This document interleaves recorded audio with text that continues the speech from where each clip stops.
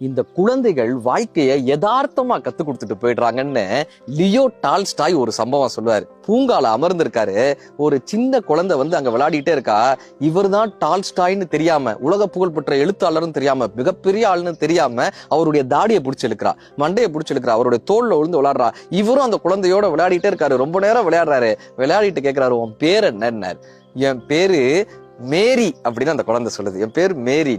இப்ப டால்ஸ்டாய் சொல்றாரு, நீ வீட்டுக்கு போன உடனே நான் டால்ஸ்டாயோடு விளையாண்டேன் தெரியுமா, உலக புகழ்பெற்ற எழுத்தாளரான டால்ஸ்டாயோடு நான் இன்னைக்கு விளையாண்டேன் தெரியுமான்னு உங்க வீட்டுல இருக்கிற எல்லாத்தையும் சொல்லு, அவங்க எல்லாரும் சந்தோஷப்படுவாங்கன்னு டால்ஸ்டாய் சொல்றாரு.